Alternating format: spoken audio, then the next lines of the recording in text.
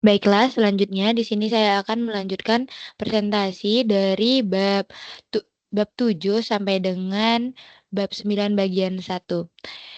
Pada bab 7 ini mengenai clinical treatment planning in external photon beam radiotherapy. Yang pertama yaitu radioterapi berkas foton, di mana foton eksternal ini biasanya dilakukan dengan lebih dari satu berkas radiasi. Selanjutnya, volume definition, di mana volume adalah prasyarat untuk perencanaan perawatan 3D yang penting untuk pelaporan dosis yang akurat. Di sini ada cross tumor volume, klinik target volume, dan internal target volume. Di sini ada juga planning target volume, clinical volume, dan organ risk volume. Selanjutnya dose specification. Yang pertama, bertujuan untuk dosis target minimum yang distribusi atau histogram dosis atau volume. Dan yang kedua, dosis target maksimum. Dan selanjutnya dosis target rata-rata. Untuk selanjutnya dosis titik, di mana referensi ICRU di mana terletak pada titik yang terpilih dan titik tersebut ditempatkan di wilayah di mana dosis dapat dihitung secara akurat. Selanjutnya harus berada di bagian tengah PTF. Untuk rekomendasinya ini ada 4. Yang pertama untuk sinar tunggal, sinar paralel, selanjutnya sinar paralel berlawanan, dan kombinasi lainnya. Kebutuhan data pasien, pertimbangan umum yang meliputi dimensi pasien hampir selalu diperlukan, jenis evaluasi dosis, selanjutnya landmark seperti tanda tulang atau fidusia yang diperlukan untuk mencocokkan posisi dalam rencana perawatan. Nah, selanjutnya patient data acquisition dan simulation. Ini ada sifat data pasien. Yang pertama kita tuh harus menentukan perencanaan perawatan 2 dimensi, dan yang kedua perencanaan perawatan 3 dimensi. Untuk perencanaan 3 dimensi ini kumpulan datanya dan dirawat dengan jarak iris 0,5 sampai dengan 1 cm untuk dada, dan selanjutnya panggul dan kepala dapat dilihat seperti yang di PPT. Selanjutnya di sini ada dari gambar kontur GTF, CTF, dan VTF dari organ yang beresiko. Selanjutnya ada simulasi perawatan. Nah, ini ada 2 untuk imobilisasi pasien dan perawatan. Selanjutnya ada untuk menyediakan sarana yang andal untuk yang diproduksi. Selanjutnya itu dapat dilihat perangkat imobilisasi pada gambar, dan itu ada juga ada masker plastik untuk imobilisasi. Nah, persyaratan data pasien ini ada bentuk eksternal pasien harus diuraikan semua di area yang mana mau disinari. Selanjutnya target dan strukturnya harus diuraikan. Yang ketiga kepadatan elektron dan karakteristik redaman setiap elemen volume. Selanjutnya simulasi perawatan konvensional pada gambar. Selanjutnya ada simulasi perawatan konvensional lokalisasi volume target dan organ berisiko, akuisisi data pasien dan berbasis tomografi, selanjutnya tomografi simulator, dan virtual simulation, selanjutnya digital reconstruction radiografi. Selanjutnya virtual simulation ini ada 10, yang salah satunya ada penempatan pasien, penandaan ISO center referensi, koordinat referensi, penentuan ISO center perawatan, dan lainnya. Selanjutnya ada persamaan antara CT simulator dan juga simulator konvensional, yang tujuan identifikasi keduanya bertujuan untuk melokalisasi volume target, penentuan lapangan perawatan, dan pentingnya penandaan ISO center. Dan ini dapat perbedaannya itu ada kualitas gambar, proses penentuan lapangan perawatan, dan juga ada kehadiran pasien. Perbedaan yang lainnya dapat dilihat. Selanjutnya ada magnetic resonance imaging atau yang dikenal dengan MRI. Di sini itu ada beberapa cara MRI tidak dapat digunakan untuk simulasi perencanaan radioterapi karena ada alasannya. Yang pertama, dimensi titik MRI itu membatasi penggunaan alat imobilisasi, tidak adanya sinyal ke tulang, sehingga tidak bisa menghasilkan DRR dan perbandingan portal film, sehingga tidak tersedia informasi kepadatan elektron, dan rentan artefak dan distort. Selanjutnya, di bagian 2, mengenai lanjutan dari yang tadi mengenai klinik treatment planning dan external photon beam radioterapi, di sini dapat dilihat kurva isodosis. Kurva isodosis ini adalah garis yang menghubungkan titik-titik yang menerima dosis radiasi yang sama. Ini dapat dilihat kurva isodosis pada kontur transversal pasien. Yang pertama itu ada gambar yang pertama, gambar yang kedua yang itu selanjutnya adalah kurva isodosis pada berkas foton 6 megavolt yang dinormalisasikan dengan Z max. Ini ada tipe wedge-nya, ada physical wedge, meteoric wedge, dan dynamic wedge. Cara kerjanya dapat dilihat. Kalau physical itu dengan timah atau baja, kalau meteorizer itu dengan wedge fisik, dan gradasi untuk dynamic kontrolnya dapat dilihat. Ada yang manual, ada yang dikendalikan jarak jauh, dan ada yang otomatis. Selanjutnya wedge ini adalah bagian dari wedge ini ada heel dan juga toe. Heel ini adalah dosis yang paling rendah dan toe juga yang tipis. Sudut wedge ini dapat dilihat. Wedge factor yang definisi dari wedge faktor ini adalah rasio dosis kedalaman tertentu, biasanya Z max, dan fungsinya digunakan untuk monitor unit atau MU untuk mengompensasi pengurangan transmisi sinar yang disebabkan oleh wedge. Faktornya ini ada kedalaman dan ukuran bidang. Untuk penggunaan utamanya itu ada kompensasi berbentuk miring, digunakan untuk mengimbangi permukaan miring. Yang kedua adalah perawatan lesi rendah. Bolus dan filter kompensasi dapat dilihat. Bolus ini adalah material menyerupai jaringan tubuh ditempatkan pada permukaan kulit untuk meningkatkan dosis di permukaan kulit dan juga menggantikan jaringan yang hilang. Selanjutnya di sini ada perbedaan bolus dan filter kompensasi. Bolus sendiri itu menghilangkan efek perlindungan kulit, sedangkan filter kompensasi itu mempertahankan efek perlindungan kulit. Selanjutnya ada koreksi untuk teraturan kontur. Itu ada yang pertama metode pergeseran isodosis, yang kedua ada metode koefisien atenuasi efektif, yang ketiga ada metode rasio jaringan udara, dan selanjutnya ada koreksi untuk tidak homogenan jaringan. Yang pertama itu adalah metode rasio jaringan dan udara, dapat dilihat rumus pada PPT. Selanjutnya metode hukum daya Beto. Metode ini untuk memperhitungkan posisi relatif terhadap ketidakhomogenan. Yang ketiga adalah metode rasio jaringan udara ekuivalen. Yang keempat metode pergeseran isodos. Yang ketujuh itu ada kombinasi balok dan aplikasi klinis. Yang pertama itu untuk pembobotan ada normalisasi. Yang kedua jarak sumber ke permukaan yang tetap versus teknik isosentris. Yang ketiga sinar paralel berlawanan. Yang keempat beberapa sinar koplar. Selanjutnya ada teknik rotasi, pencocokan bidang, dan beberapa sinar non koplanar. Selanjutnya ini ada treatment plan evaluation. Dapat dilihat bahwa evaluasi rencana perawatan ini setelah perhitungan dosis dilakukan dosimetri fisikawan medis pada komputer atau pada tangan ahli onkologi radiasi mengevaluasi rencana tersebut. Alat-alat berikut yang digunakan untuk evaluasinya ada kurva isodosis, bidang ortogonal, dan juga statistik distribusi dosis. Selanjutnya, kurva isodosis ini mengevaluasi rencana pengobatan pada satu bidang. Isodosis menutupi pinggiran target, dan jika rasio kisarannya itu adalah 95 sampai dengan 100%. Bidang ortogonalnya itu dapat dilihat pada gambar.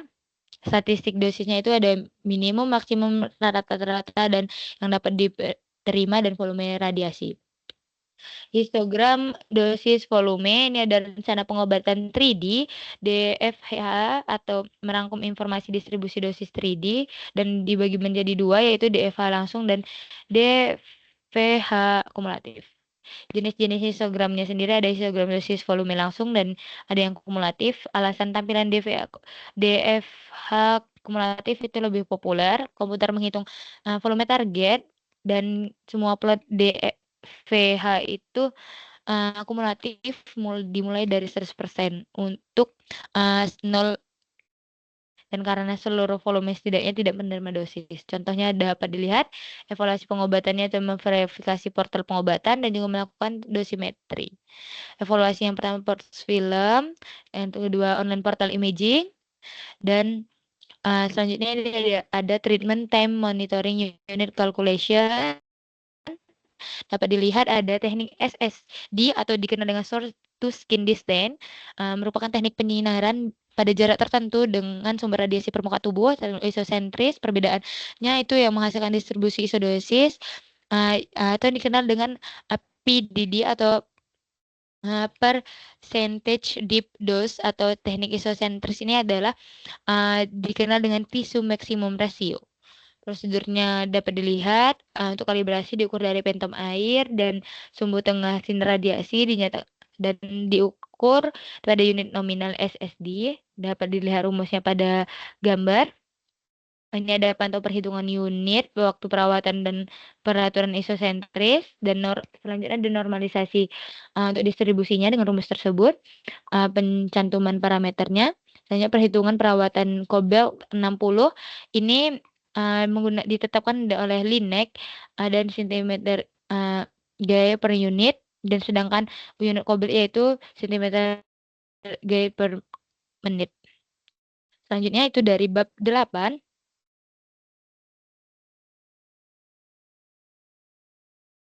Mengenai berkas elektron fisik dan aspek klinis. Yang pertama, distribusi dosis kedalaman sumbu, pusat, dan air, parameter dosimetri berkas elektron, dan pertimbangan klinis berkas elektron. Dapat dilihat distribusi dosis kedalaman ini pada grafik tersebut. Selanjutnya, dosis permukaan relatif, dosis maksimum, dan di luar Zmax. Selanjutnya interaksi elektron di media penyerap. Ini ada tabrakan elastis, ada tabrakan tidak elastis, terus ada tabrakan tidak elastis atau menyerap di ionisasi menjadi dua jenis tabrakan. Itu tabrakan keras di mana elektron ya mendapat cukup banyak dan energinya mengionisasi. Selanjutnya ada tabrakan lembut. Dapat dilihat di sini elektron melintasi penyerap kehilangan energi kinetiknya, dan ada dua komponen, daya penghenti tabrakan massal dan daya penghenti radiasi massal. Hukum kuadrat terbalik atau dikenal dengan posisi virtual sumber virtual dapat dilihat di sini ada berbeda dengan berkas foton. Ini istilahnya posisi sumber virtual dikenal dengan menunjukkan lokasi virtual sumber elektron. Hukum kuadrat terbalik ini digunakan perbedaan SSD dengan yang kecil dengan nominal membuat koreksi laju dosis.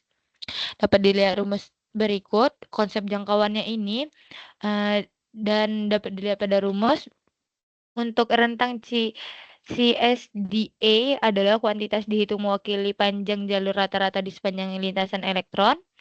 Untuk definisinya dapat dilihat wilayah permukaannya itu untuk elektron balok dan juga berfoton, distribusi dosis di luar Zmax, terus kontaminasinya berdasarkan Halung, berkas elektron itu kurang dari 1%, untuk 4 berkas elektron elektron volt. Terus parameter dosimetri untuk berkas elektron itu ada di spesifikasinya terkait spektrum berkas elektron tergantung pada titik pengukuran dalam sinar. Terus ada beberapa parameter yang digunakan. Parameter dosimetri elektron, parameter dosis kedalaman berkas elektron tipikal pada elektron klinis, pengukuran PDD berkas elektron, PDD untuk medan elektron kecil, PDD untuk insiden miring, terus faktor keluarannya untuk energi elektron, terus aplikatornya di elektron pada SDD itu melingkar dengan diameter 5 cm, dengan panjangnya 10 kali 10 cm kuadrat, 15 kali 15 cm kuadrat, dan lainnya. Selanjutnya rentang terapinya, untuk profilnya dan rasionya dapat dilihat.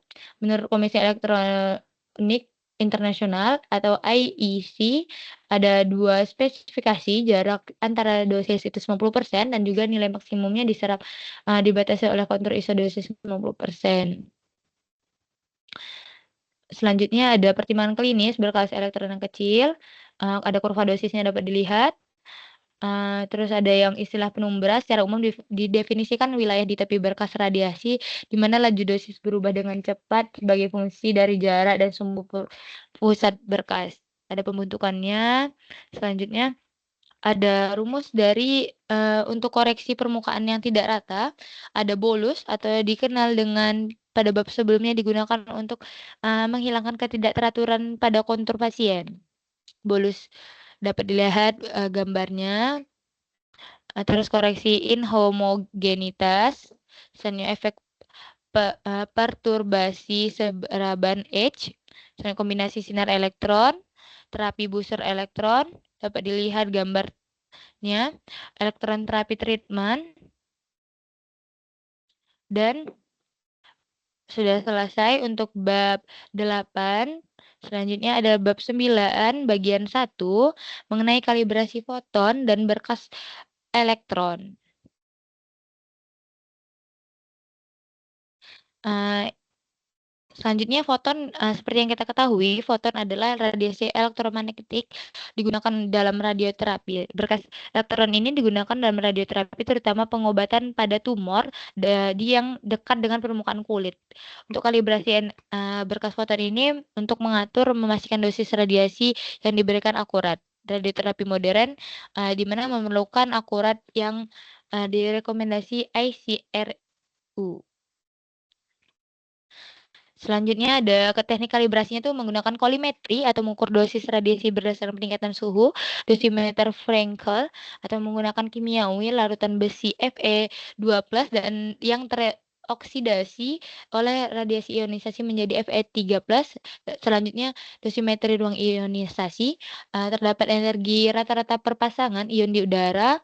Terus ada penggunaan ruang ionisasi, kalibrasi klinis, ada kalibrasi langsung dan ruang ionisasi rongga, ruang ekstrapolasi tertanam pentom. Sistem dosimetri berbasis ruang ionisasi. Di sini ada yang ruang ionisasi sesuai, power supply, dan sebuah elektrometer. Untuk ruang ionisasi dapat dilihat pada gambar. Ruang ionisasi ini menggabungkan 3 elektroda, di mana elektroda polarisasi, pengukur, dan elektroda pelindung. Selanjutnya ruang ionisasi ini ada yang silinder, ada yang plat paralel. Selanjutnya elektrometer dan power supply. Di sini adalah kapasitor yang arus bocor atau muatannya bocornya diinduksi melalui aksi sinar radiasi. Selanjutnya pentom ini adalah material pentom standar dengan pengukuran pengukuran dosimetri sinar foton dan elektron. Selanjutnya pentom ini dapat dilihat bisa menggunakan rumus seperti pada gambar.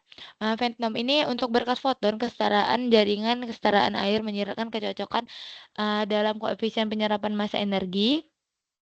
Selanjutnya ada koreksi sinyal ruang untuk kuantitatif pengaruh yang itu berpengaruh terhadap suhu, tekanan kelembapan udara, tegangan polaritas, dan juga arus bocor. Selanjutnya efek suhu dan tekanan dapat dilihat pada gambar. Selanjutnya itu efek polaritas ruang, faktor koreksi polaritas, efek tegangan ruang, faktor koreksi rekomendasi. Selanjutnya dapat dilihat pada grafik. Selanjutnya ini ada 3 mekanisme terkait hilangnya biaya terjadi antara general recommendation, initial recommendation, dan ionic diffusion loss. Selanjutnya untuk studi ionic recommendation loss itu ada pengion ditetapkan 3 kategori, continuous radiation, pulse beams, dan scan pulse beams. Kalau scan pulse beams ini menggunakan sinar indeks yang dipindai. Ada faktor yang koreksinya dapat dilihat pada rumus berikut. Selanjutnya sinyal ruang M ditentukan pada rumus berikut juga. Arus bocor chamber, ini ada arus bocor intrinsik atau gelap, arus bocor akibat radiasi, arus kabel palsu. Selanjutnya itu ada arus bocor chamber, ini adalah efek batang, ada efek samping di mana batang penyangga penutup pelindung ruang ionisasi menyambungkan sinyal berlebih. Efek hamburan efek kebocoran batang. Penentuan dosis ini dapat diserap menggunakan ruang ionisasi, ada yang kalibrasi sesuai dengan protokol berbasis dosis yang diserap dan protokol berbasis skerma di udara. Protokol dosimetri berbasis skerma di udara yang pertama dilihat dari koefisien kalibrasi udara rongga dan dosis serapan air dan ditentukan hubungan Bragg-Gray dan juga bersama dengan sinyal ruang MQ. Dosis air dapat dilihat di bawah. Dosis serap untuk berbasis air juga dapat dilihat rumus sebagai berikut. Dan ini langkah-langkahnya itu pada ruang ionisasi itu udara di kerma dan 2 pada dosis yang diserap ke dalam air. Stopping power ratio itu ada yang pertama ada stopping power ratio untuk berkas elektron, yang kedua ada stopping power untuk berkas foton. Dan itu tadi dari penjelasan bab 7, 8, dan 9 bagian 1. Saya Nuradina pamit undur diri.